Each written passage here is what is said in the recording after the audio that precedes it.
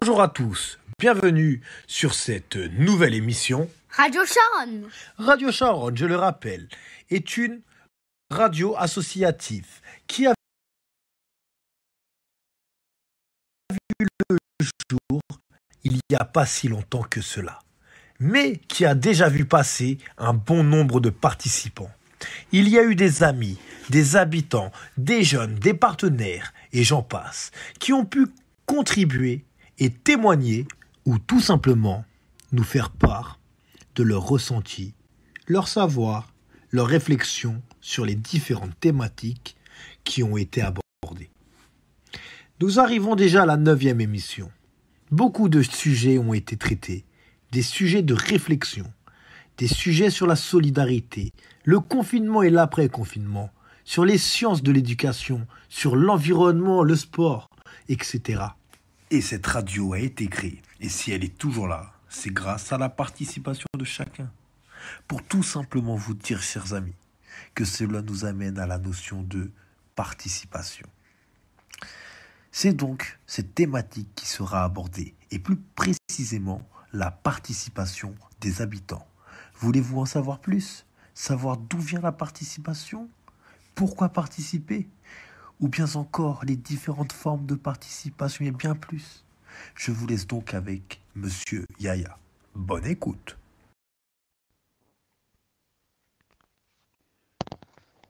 Bonjour.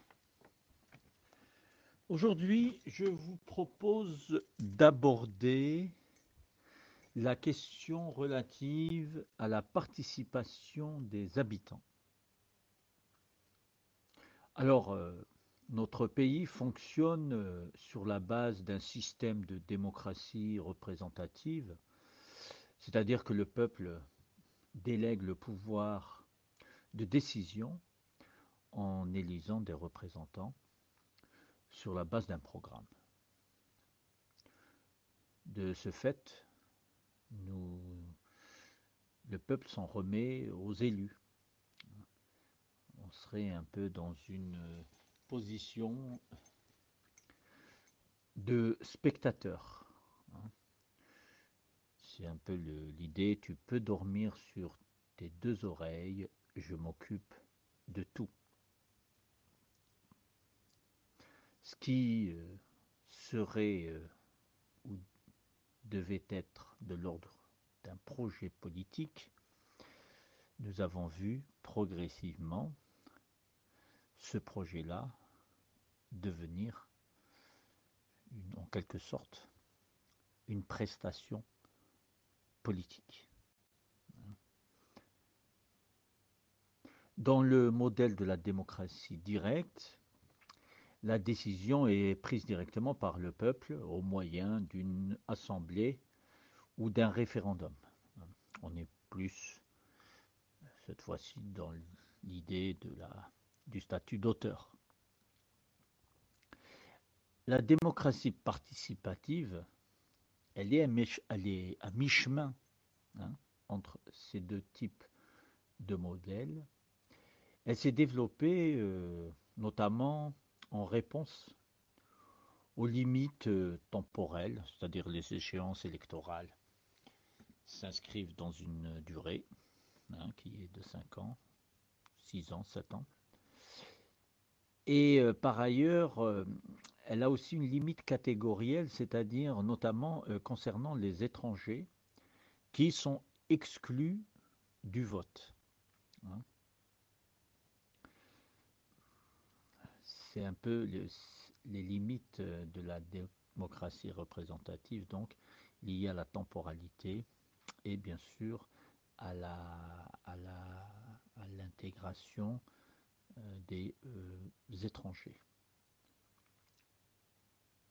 Par ailleurs, effectivement, des demandes pressantes des habitants au fil des années, des associations, à participer à la vie de la société. Cette demande s'est vue s'accroître au fil des années. Il n'en demeure pas moins que la démocratie participative a ses limites, notamment lorsque une minorité organisée, formée et apte à prendre la parole, euh, se focalise sur la défense d'intérêts corporatifs et qui parfois donc viennent renforcer ou peuvent renforcer les inégalités. Hein. On peut donner l'exemple euh, d'une, par exemple, d'un projet de construction d'un parc de logement social et on peut avoir dans un quartier, par exemple résidentiel, où les habitants refusent qu'il y ait la construction d'un logement social ou de logements sociaux. Hein. Et à ce moment-là, voilà, ils vont tout mettre en œuvre pour que les logements sociaux ne soient pas construits dans cet espace-là. Là, on est complètement dans ces intérêts corporatifs, hein, où je ne veux pas que d'autres catégories sociales viennent s'installer dans notre espace. Alors, on peut peut-être aborder la question de la participation. Qu'est-ce que participer, hein? Participer, c'est prendre part, si on reprend l'étymologie grecque, latine, pardon, c'est particeps, hein, c'est prendre part. La participation peut prendre plusieurs formes. Hein. Elle peut prendre la forme d'une simple information, hein, où on réunit un certain nombre de personnes, un certain nombre d'habitants, et puis voilà, on informe on donne des informations sur l'état actuel. On peut aussi être dans une démarche de consultation. Là, on demande l'avis à la population. C'est un peu le cas des réunions, voilà, des réunions qui sont organisées par les maires dans les quartiers, par exemple, voilà, où ils transmettent des informations et ils consultent les habitants, la population. On a ensuite ce qui est de l'ordre de la concertation. Et là, l'idée, c'est d'échanger, de trouver une attitude commune, mais il n'en demeure pas moins que la décision reste entre les mains de l'organisateur, de l'institution ou de l'élu. Voilà. Enfin, le dernier stade, c'est la cogestion et la codécision, où là, toutes les parties sont, sont réunies en ayant le même pouvoir de décision. La participation des habitants renvoie à la citoyenneté. On passe de ce qui est de l'ordre d'être à part, hein, à prendre part.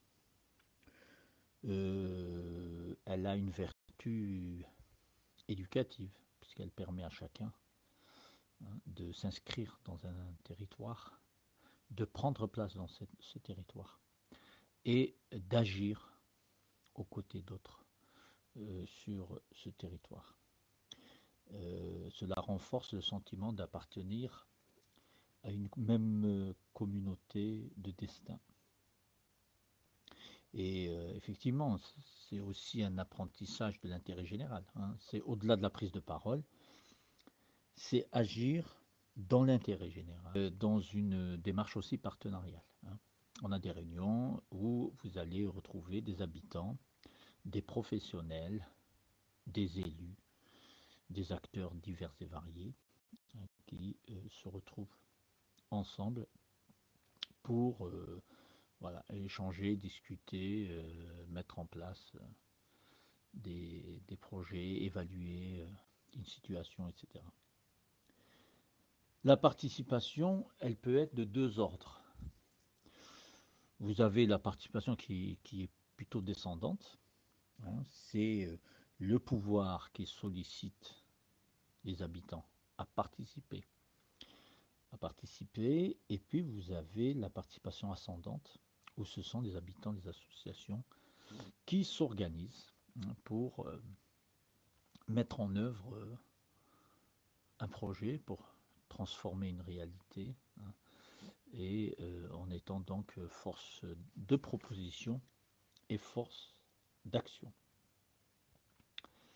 Il n'en demeure pas moins que, en dehors des instances légitimes, hein, où on va aborder cette question de la participation des habitants en la rendant visible dans un cadre institutionnel, il ne faut pas perdre de vue toutes les expressions diffuses, invisibles, qui se passent dans le tissu social et qui ne s'appuient sur aucun levier, si ce n'est le fait de faire des choses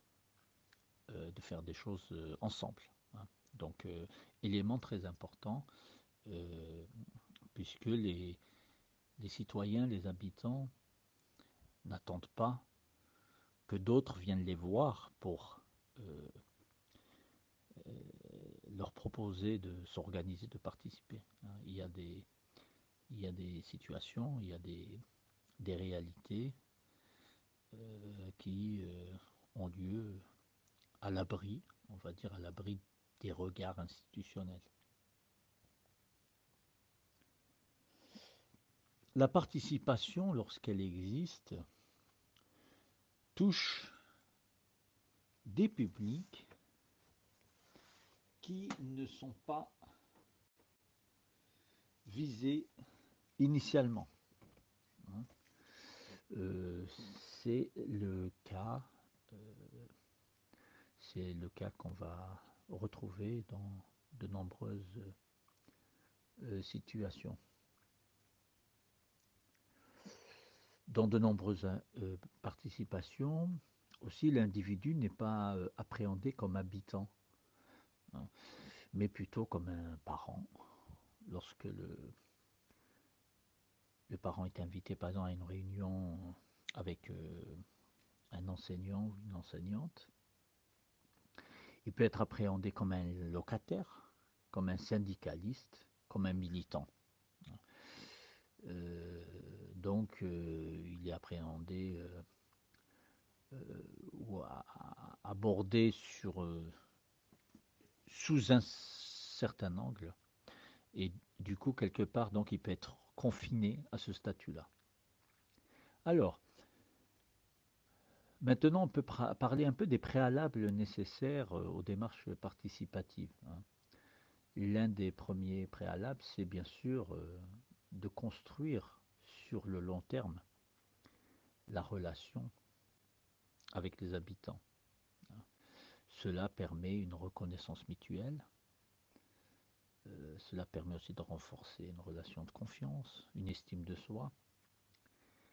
Et construire sur le long terme et s'opère aussi en amont des projets, hein. Souvent, on parle de mobilisation, on va mobiliser des publics, on va mobiliser des habitants, euh, et le fait de devoir mobiliser peut-être dénote effectivement un manque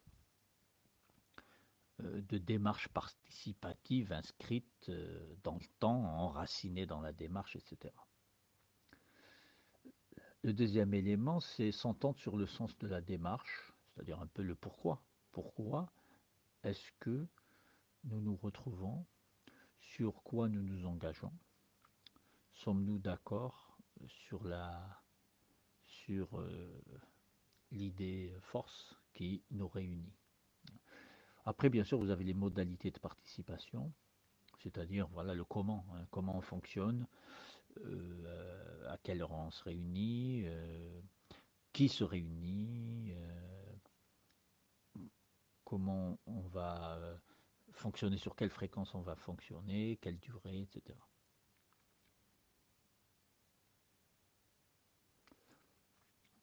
Un autre élément, c'est effectivement l'idée de développer une information adaptée. Souvent, quand il y a une information à transmettre, l'idée c'est d'aller directement sur une communication plutôt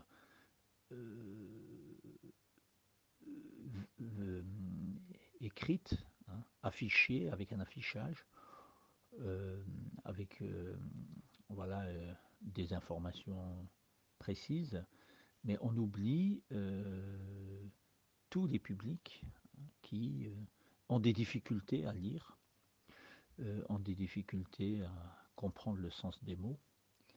Et n'oublions pas aussi la pollution visuelle qui fait que quand il y a trop d'informations à un moment donné, euh, les personnes, tout habitant, ne, ne va pas forcément repérer l'information. Par ailleurs, il est important de favoriser l'écoute et la prise en compte de chaque opinion, de chaque idée, de chaque personne. Et là, on est vraiment au cœur de l'éducation populaire. Cette idée que la participation suppose d'entrée de jeu à ce qu'il n'y ait pas une scission entre les experts, les sachants, et puis les ignorants. Ceux qui sentent qu'ils n'ont pas leur place dans la prise de parole, ou bien il a le sentiment qu'on ne tient pas compte de ce qu'il dit, ou bien il a le sentiment que le discours utilisé est, est peu compréhensible pour lui. Ces personnes-là, souvent, donc, vont considérer qu'ils n'ont pas leur place dans cette assemblée. Et ces personnes-là finissent donc par se retirer, hein, en s'auto-excluant et en s'auto-censurant parce que les conditions ne leur permettent pas de pouvoir s'exprimer, de pouvoir prendre leur place et de pouvoir se sentir partie prenante, hein, du projet, euh, du projet pressenti. Alors, l'idée aussi que pour que la participation puisse se mettre en œuvre, il est important de partir de ce qui intéresse les personnes, de ce qui les touche de très près, hein, cette idée du quotidien, hein, qui est important. Mais le quotidien ne doit pas être l'occasion de s'enfermer, ou il ne doit pas être l'occasion d'enfermer l'autre, hein. Le quotidien permet peut-être de situer un peu les, euh, les problématiques euh, du territoire. Ça permet aussi de situer un peu les contraintes des uns et des autres. Et ça permet de voir un peu comment on peut s'engager ensemble en tenant compte des contraintes des uns et des autres. Une chose importante aussi, l'idée c'est pour que la participation soit réelle des habitants, et je disais tout à l'heure qu'il y en a certains qui sont ciblés mais que du coup ne sont pas mobilisés, hein. L'idée c'est de varier les formats, hein. C'est-à-dire quand il y a une assemblée, c'est souvent sous la forme d'une réunion, hein. Très peu pensé sous d'autres formes, hein. Et l'idée de varier les formats, ça permet de, de favoriser aussi l'échange, l'écoute, et peut-être de mettre les personnes à l'aise. Donc voilà, si j'ai affaire à des personnes qui ont des difficultés d'écriture et que voilà, je, vais être beaucoup plus insistant sur ces questions-là, je peux mettre mal à l'aise certaines personnes. Une chose importante aussi, c'est la formation à la prise de parole, hein, qui est très importante, puisqu'il y en a, de par leur parcours, de par leur statut social, maîtrisent la parole, maîtrisent la démarche argumentaire, et puis vous avez des personnes qui ne sont pas très à l'aise dans la prise de parole, qui n'osent pas prendre la parole, et, euh, et qui n'osent pas donc participer pleinement euh, aux échanges. Donc vous avez des personnes qui peuvent se retrouver à se dire énormément de choses dans leur tête, mais qui n'osent pas forcément les exprimer. Donc la formation relève relève d'une démarche d'émancipation des citoyens. Et à côté de la formation, il y a effectivement toute cette démarche de la recherche-action qui est importante parce que elle permet à chacun de, de prendre sa place dans la démarche. Euh, c'est vous allez avoir des publics différents. Pour certains, j'entreprends pour apprendre. Pour d'autres, j'apprends pour entreprendre. Et cela permet de, de baisser, de diminuer les freins à la participation et à la coopération. Et cela permet aussi à ce que chacun apporte ses savoirs, ses savoir-faire, et puisse les mettre à la disposition du groupe, de l'Assemblée. En définitive, la participation des habitants, de tout habitant, contribue à l'émancipation, à la responsabilisation du citoyen, à la transformation sociale, à la transformation des institutions et au repositionnement des acteurs. Nous sommes dans une véritable démarche démocratique et citoyenne qui permet à chacun de se sentir partie prenante d'un projet, de se sentir complètement impliqué dans la démarche citoyenne et de se sentir en capacité d'agir sur une réalité, sur une situation, et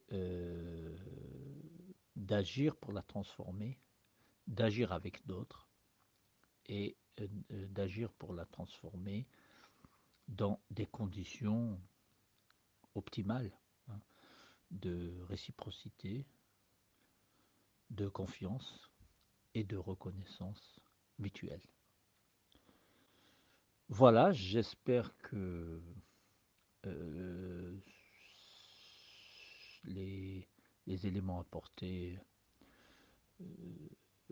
vous permettent de réfléchir à toutes ces questions-là, surtout en ces temps actuels où nous constatons que lorsque la participation ou la démocratie participative n'est pas optimale, euh, les frustrations,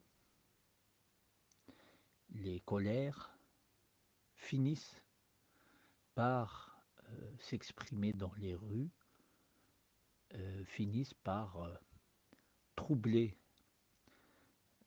la, la quiétude, la tranquillité publique et met en branle un instille un doute dans le corps social et dans cette idée de vivre, de participer, d'agir et de se sentir appartenir à une même communauté de destin. Merci. Yaya, mes félicitations pour ce texte très intéressant et très sensé, où il est important, je pense, que la participation des habitants soit combinée avec l'approche du développement du pouvoir d'agir, afin d'avoir un certain recul sur notre métier et essayer de comprendre comment vraiment aider certains publics. Comme par exemple, faire à la place de l'autre. Est-ce que c'est aider? C'est plutôt lui enlever, je pense, la possibilité d'agir en tant qu'acteur. On devient alors spectateur, ce que tu disais, Yaya, tout à l'heure. Et cela, je pense que ça laisse peu de place à la participation. Il est donc important de pouvoir donner les outils et essayer de restituer le statut d'acteur des personnes que nous accompagnons. Maintenant, chers amis, sans plus attendre, nous allons poursuivre sur la même lancée avec Hélène de l'association Dialogos. Hélène qui propose à l'EPCR des ateliers pour donner aux jeunes des outils, des techniques pour être plus à l'aise avec la prise de parole en public, lors d'un débat, etc. Sans plus attendre, je vous invite à écouter Hélène. Hélène, à toi la parole. Bonne écoute. Alors, je suis Hélène Boissière et je propose des animations pour former les personnes à gérer des débats, à piloter des débats. Vous avez déjà, vous, en tant que jeune, eu l'expérience de moments où vous aviez l'intention de prendre la parole pendant un débat ou une réunion et vous ne vous êtes pas senti autorisé. Vous n'avez pas le sentiment qu'on vous donnait la parole et du coup vous êtes sorti de la réunion en vous disant « mince, j'aurais dû dire ça. Mince, pourquoi est-ce que j'ai pas pris la parole ?» Alors, ce qui est important dans l'animation de débat, c'est de pouvoir s'autoriser à dire quelque chose au moment où les idées viennent et de pouvoir les articuler correctement et de pouvoir se faire comprendre. Comment est-ce qu'on peut faire ça? Alors, c'est le genre de choses qui peuvent s'apprendre. C'est ce qu'on propose au sein de Dialogos, avec Bernard et puis moi, Hélène. Et donc, ce que je propose, c'est aux jeunes, c'est d'être en situation d'animer des débats pour pouvoir comprendre un petit peu quelles sont les règles, quels sont les enjeux, comment est-ce qu'on peut distribuer la parole, comment on met en lien les pensées ou les idées des uns avec les autres et comment on finit aussi un débat. Ça, c'est quelque chose qui peut s'apprendre. Alors, à partir du moment où on peut les animer, ces débats, je pense qu'on peut aussi mieux participer. Et l'idée, c'est que chaque jeune est capable, a des compétences pour pouvoir participer à des débats et pour pouvoir les animer. Et c'est ça l'enjeu de Dialogos, animer des débats et des idées. Comment acquérir des compétences pour animer un débat? Alors, il y en a plusieurs des compétences pour animer un débat. Il y a d'une part être capable de suivre le fil d'une discussion, de pouvoir mettre les idées les unes avec les autres, de pouvoir inviter les personnes à parler. Et puis l'autre compétence, c'est d'assurer une cohérence dans la discussion et avec des synthèses régulières, d'assurer le fil d'une discussion de telle sorte qu'on arrive à un objectif. Ça, c'est le point principal d'une animation de débat et d'une participation efficace de chacun jusqu'au point où, dans l'évaluation, on peut se dire à la fin, on n'a pas perdu notre temps. Comment est-ce qu'on apprend à animer un débat pour susciter la participation de tous? Eh bien, c'est très simple. On met l'accent sur les fonctions, c'est-à-dire que chaque personne, en tout cas 5 personnes dans le débat, aura des fonctions différentes. il y aura le président de séance, celui qui ouvre la discussion et qui ferme la discussion. Il a différents rôles, le président de séance. Il a pour rôle de distribuer la parole, d'assurer que chaque personne qui veut parler lève la main. Il a pour rôle aussi de surveiller le temps et donc de rappeler le milieu de la séance, de dire qu'on en est au milieu, de rappeler les différents stades de la discussion, c'est-à-dire si on doit à la fin faire un choix ou résoudre un problème, de s'assurer que l'objectif est atteint. En tout cas, de rappeler aux personnes qu'on doit arriver à un objectif.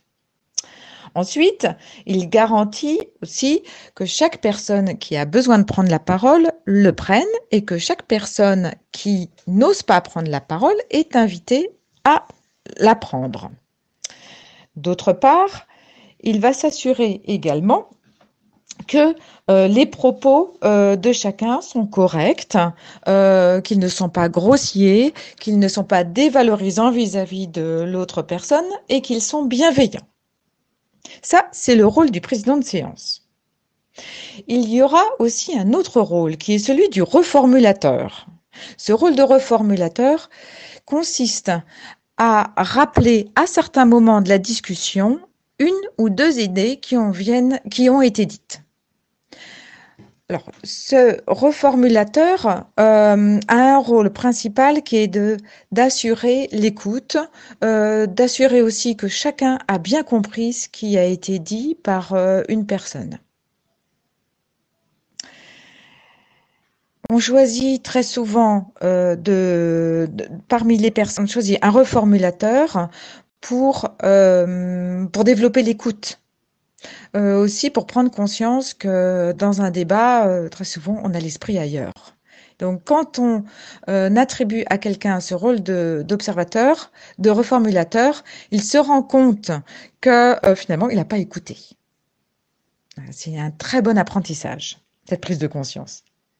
Le troisième rôle important, c'est le rôle de synthétiseur. Cette personne est celui qui va relever les points clés durant un débat. Si un débat dure environ 3/4 d'heure, le président de séance va lui donner la parole 3 fois durant le débat pour que chaque quart d'heure, voilà, on lui demande quels sont les points de clé des échanges.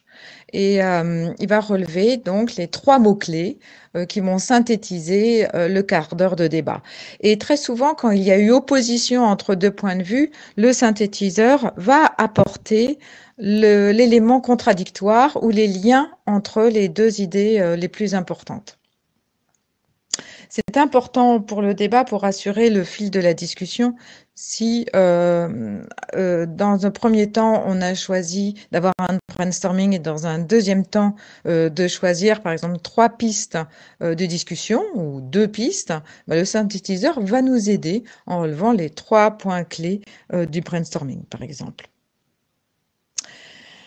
On a un autre rôle qui est celui du journaliste. Alors, vous allez me dire que le journaliste ressemble un peu au synthétiseur, mais c'est pas tout à fait le cas. Le journaliste a un rôle qui est plus libre, c'est-à-dire qu'il va choisir la manière dont il va faire un compte-rendu du débat ou de la réunion. Il pourra le faire avec des photos, avec un petit film ou avec un dessin. Donc, ce rôle de journaliste est intéressant. Il fait une synthèse en réalité à froid. Donc, on a là 3 rôles qui sont importants. Et puis, on aura évidemment le 4e rôle qui est celui des discutants. Alors, les discutants, ils vont discuter entre eux du sujet qui est proposé. Alors, le sujet, ça peut être... ça peut être que pensez-vous de notre quartier, ça peut être quel est le sens de la justice pour vous aujourd'hui, ou ça peut être quelle est la place de vos émotions. Ça peut être tous les sujets que les jeunes vont apporter. Dans les ateliers que l'on propose, ce sont les personnes qui viennent avec leurs questions et leurs débats et qu'on propose de discuter et qu'on met vraiment au milieu de la table. Voilà, ces rôles d'observateurs vont permettre de créer des critères pour pouvoir formaliser qu'est-ce qu'une réunion, qu'est-ce qu'un débat efficace. Et à partir de ces critères, on va construire ensemble les éléments d'une réunion qui aura réussi. Les jeunes adoptent à tour de rôle chacun des rôles. Ils vont expérimenter chacun de ces points de vue et observer du coup par eux-mêmes ce qui se passe en eux quand ils sont en train de réaliser ce qu'ils font et aussi d'observer leurs camarades en train de discuter. Hélène, un grand merci pour ton intervention, vraiment super. Merci de tous ces éléments, ces outils et ces différents conseils. Merci d'être venu à l'association présenter cela à une dizaine de jeunes. Cette formation se poursuit sur la dernière semaine du 2 juillet pendant les animations de rue Choscois. Donc un grand merci à toi Hélène et à très vite sur Radio Charonne. Chers amis, restons sur le même sujet, la participation. Maintenant, nous allons écouter Monsieur Massinissa, qui va nous donner la définition et le fonctionnement, le rôle des conseils de quartier. Plus particulièrement, les conseils de quartier de Paris 20e. À cet effet, il nous donnera plus de précisions sur les différentes initiatives, formes de participation, projets menés par ces différentes associations. Bonne écoute. Bonjour à tous, j'espère que tout le monde se porte bien et que tout le monde va bien. Aujourd'hui, je vais donc vous parler des conseils de quartier, plus précisément des 7 conseils de quartier du 20e arrondissement. Je vais donc vous présenter tous les projets qui ont été mis en place par ces 7 conseils de quartier du 20e arrondissement lors de ces 3 dernières années ou 6 dernières années, car une mandature d'un conseil de quartier est de 3 ans. Donc tout d'abord, qu'est-ce qu'un conseil de quartier ?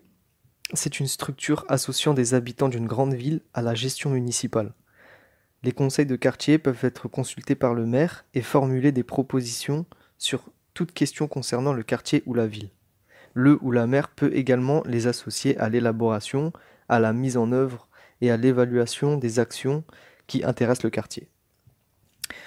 Le conseil de quartier n'a pas de pouvoir de décision. C'est un relais entre services de la mairie et la population du quartier, sans en être un représentant ni de l'un ni de l'autre.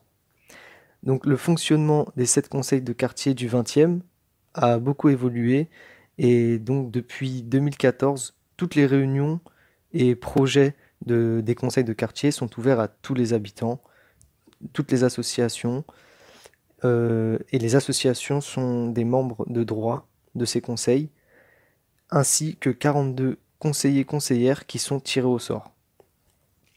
Il est important de savoir que la ville de Paris alloue par an à chacun des 121 conseils de quartier un budget de 3 800 € en fonctionnement et 8 300 € en investissement. Cependant, la mairie du 20e a porté ce budget à 15 000 € pour le fonctionnement et 15 000 € pour investissement pour cet arrondissement, et cela dès 2008, en utilisant son propre budget. Donc voilà, les conseils de quartier du 20e ont la chance d'avoir un budget plus élevé que les autres conseils de quartier. Donc, la parole a donc été donnée aux 7 conseils de quartier du 20e, avant le renouvellement donc, des conseils, afin qu'ils puissent présenter les réalisations qui leur ont le plus tenu à cœur ces dernières années. Je vais donc vous présenter leurs réalisations qu'ils ont partagées dans le journal mensuel L'Ami du 20e. Concernant le quartier Réunion Père-Lachaise, 3 projets ont été présentés. Le parcours Accès Culture. L'idée du projet étant d'ouvrir les jeunes du quartier à des formes culturelles peu présentes dans le quotidien. Par exemple, écouter de la musique dans toute sa diversité, aborder en atelier l'expression plastique et picturale, ou bien s'immerger dans les prémices de l'esprit scientifique à travers un parcours à la Cité des sciences et de l'industrie. Des échanges intéressants ont donc pu voir le jour avec les partenaires et le conseil de quartier remercie donc le centre Kensaro, l'association d'éducation populaire Charonne et Réunion, l'orchestre symphonique du 20e et l'association de prévention du site de la Villette. Le deuxième projet étant une fresque grande et magnifique dans l'impasse Suez qui a impliqué les habitants du quartier ainsi que la participation des élèves du cours d'art plastique de 3e du collège Henri Matisse. Le troisième projet présenté est le cinéma en plein air qui a lieu chaque année depuis début juillet, où petits et grands se retrouvent autour d'un pique-nique, puis d'un film sur écran géant dans le square Casque d'Or. Des jeux et de la musique sont proposés en première partie de cette fête. Et il y a également un vote pour savoir quel film sera projeté l'année suivante. C'est une excellente façon de passer une soirée bon enfant entre famille et amis. Pour le quartier Plaine-Lagny, les conseillers ont pour leur part apporté un témoignage. Et donc ce conseil, c'est donc réparti en commissions qui sont végétalisation, communication, sécurité, animation festive. Le budget investissement leur permet d'acquérir des biens durables mis à disposition des habitants. Par exemple, l'installation des tables de pique-nique au square Sarah Bernard, ou encore l'achat de bulbes de fleurs et d'arbustes pour la végétalisation du quartier. L'occupation principale de ce conseil de quartier est l'organisation des fêtes avec des animations festives et éducatives. Donc durant les années passées, des fêtes de quartier ont été organisées au square Sarah Bernard, puis au square Cristino Garcia. Voilà. Ces 3 dernières années, des samedis après-midi ont été organisés sur le cours de Vincennes, où ont été offerts des livres, des fruits, des chocolats chauds aux enfants et aux parents du quartier à l'occasion de la période de Noël. Pour la végétalisation, des pieds d'arbres ont été fleuris et des vasques ont été installées ainsi que des jardinières qui ont pu voir le jour. Pour le quartier Télégramme Pelleport, Saint-Fargeau-Fougères, ils ont décidé de mettre l'accent sur la propreté.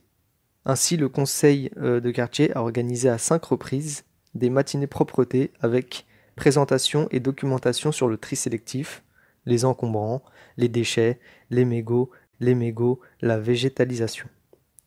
Ensuite, des équipes constituées d'habitants se sont déployées dans un périmètre déterminé, accompagnés d'agents de la propreté, ainsi que de jeunes de l'association Jeunesse Feu Vert et de leur éducatrice, afin de participer au nettoyage du quartier.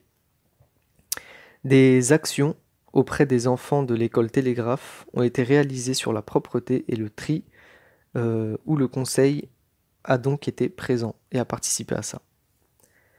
Depuis 2015, des repères cafés sont mis en place dans ce quartier, où des bénévoles motivés, comprenant aussi des réparateurs dans l'électronique, l'électromécanique, la couture, etc., se réunissent afin d'accueillir des visiteurs pouvant apporter des objets à réparer ou à recycler. Il y a donc des boissons et du café qui sont offerts aux visiteurs afin de les accueillir et, comme je l'ai dit, réparer certains objets si possible ou bien pour les recycler ou avoir des informations. C'est donc 10 repères café qui ont eu lieu lors de ces 5 dernières années. Concernant le quartier Saint-Blaise, il a présenté donc dans le journal 2 projets. Le premier étant le Forum de l'Emploi.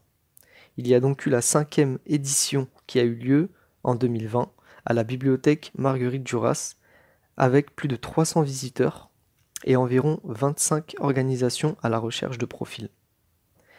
Le deuxième projet étant un hommage à l'artiste de street art Bilal Bereni, appelé Zoo Project.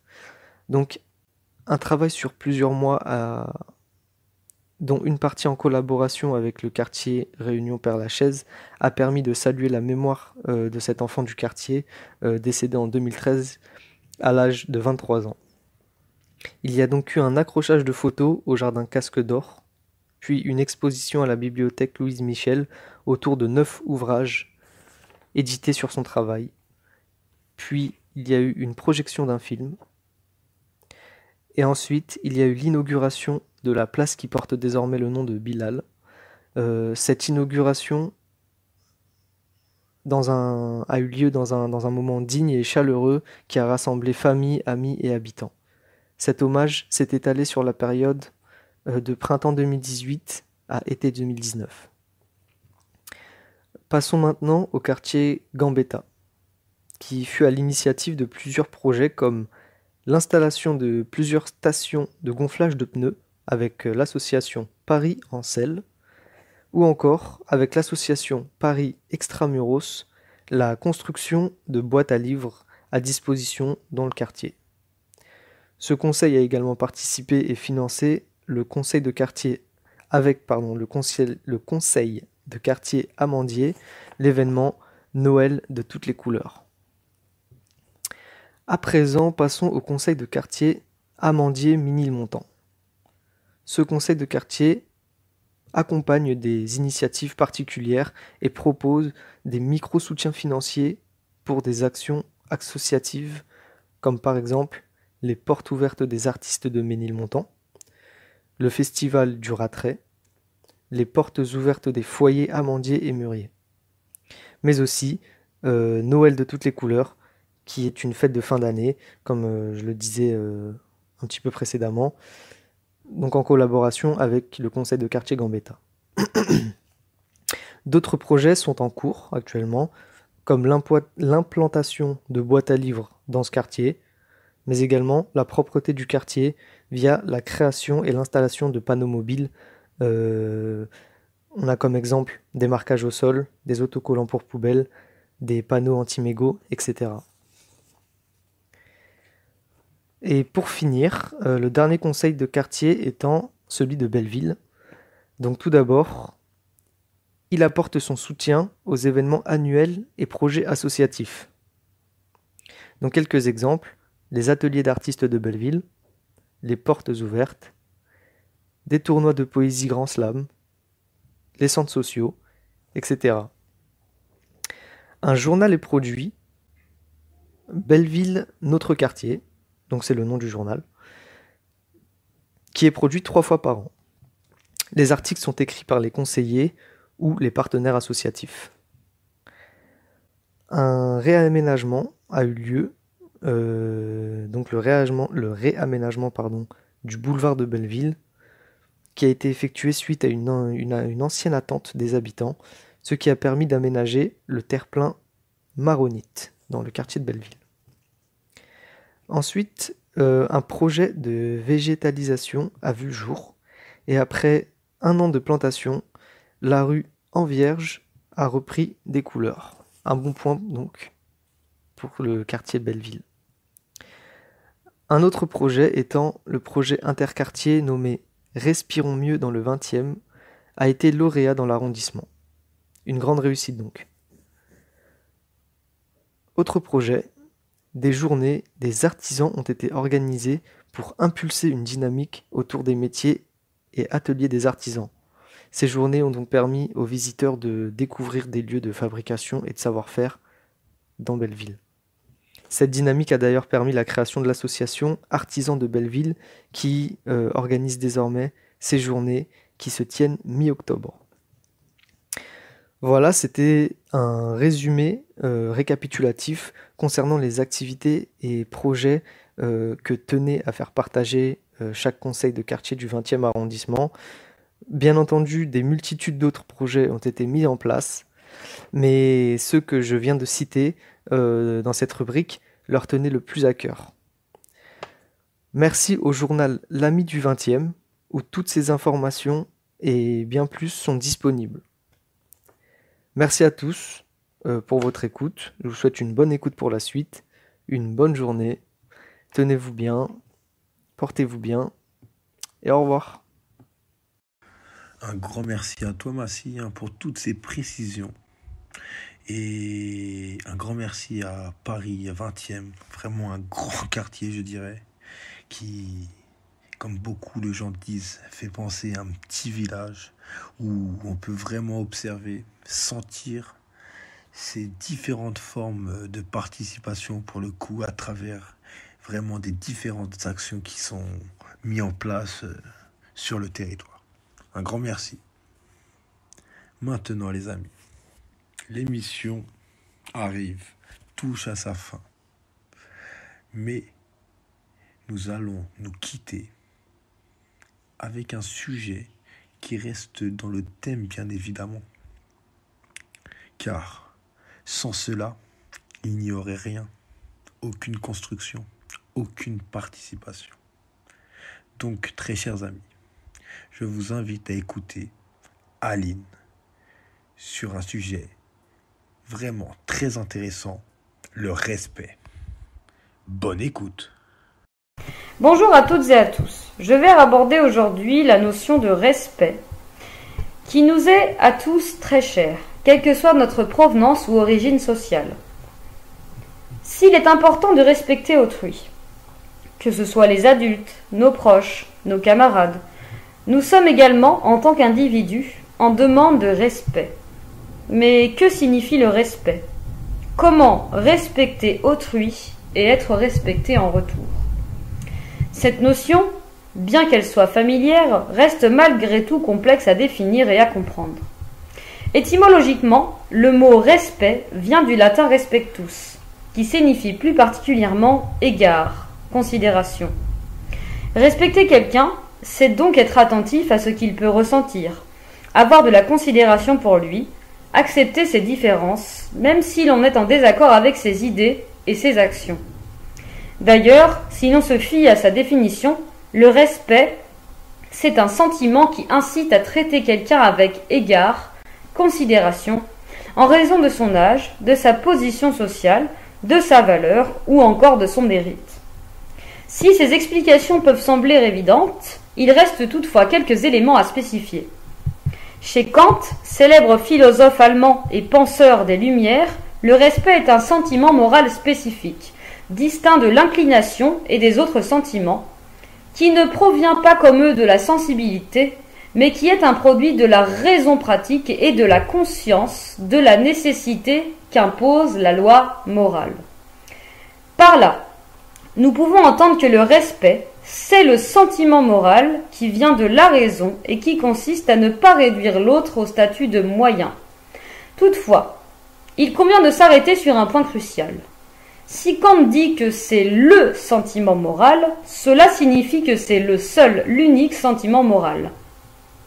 En effet, Éric Fiat, professeur de philosophie à l'université Paris-Est, nous rappelle que si le respect est un sentiment moral, cela ne signifie pas que les autres sentiments sont immoraux, mais amoraux. Autrement dit, ils sont neutres. À titre d'exemple, en amour, l'humain est capable du meilleur comme du pire, tandis que le respect vient de la raison. Il n'est ni bon ni mauvais. En étant attentif aux particularités de l'autre, le respect s'adresse à ce dernier en tant que personne.